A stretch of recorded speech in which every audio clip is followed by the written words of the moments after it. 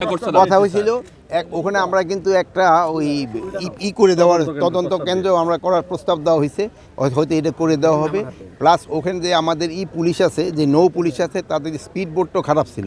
এখন আমি ওই সেদের কোস্টগার্ডকে বলে দেওয়া হয়েছে, কোস্টগার্ডের লঞ্চ থাকবে এবং ওইটার ভিতরে নৌ পুলিশ থেকে ওই জায়গাটায় অপারেশন করবে। আপনি যে জায়গাটার কথা বলছেন একটা সত্যি কথাই বলছেন, ওই জায়গায় একটা ঝামেলার জায়গা আছে, আমি আগে জানতাম না, সেদিন আমি মুন্সিগঞ্জ যাওয়ার পর আমি জানতে পারছি।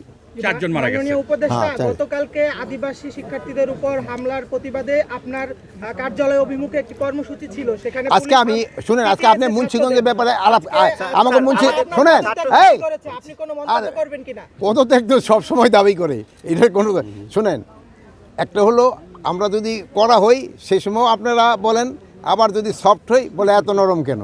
এখন দোনো দিক দিয়েই, এখন আপনারা বলেন যে আমরা কোন পথে যাব। স্যার, এই 5 মাসে ছাত্রদের উপর নিপীড়ন ক্রমাগত সাম্প্রতিক সময় বেড়েছে, এটা আসলে নিপীড়ন বাড়ছে। জি বেড়েছে, আমরা দেখতে পাচ্ছি যে পুলিশের যে সাম্প্রতিক গত 2-3 দিনের লোকজনে আরো বলো যে পুলিশ নাকি তার মাজা সোজা করে দাঁড়াই নেই।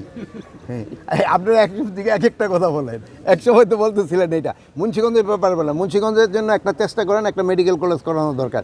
এখানে জরুরি ভিত্তিতে একটা, আমাদের এখানে কোনো মেডিকেল নাই, আমাদের মেডিকেল কলেজ দরকার। এখানে রাস্তাঘাটের আরও উন্নতি হওয়া দরকার। যদিও 700 কোটি টাকা কিন্তু স্যাংশন করে দেওয়া হয়েছে এই এলাকার রাস্তাঘাটের জন্য।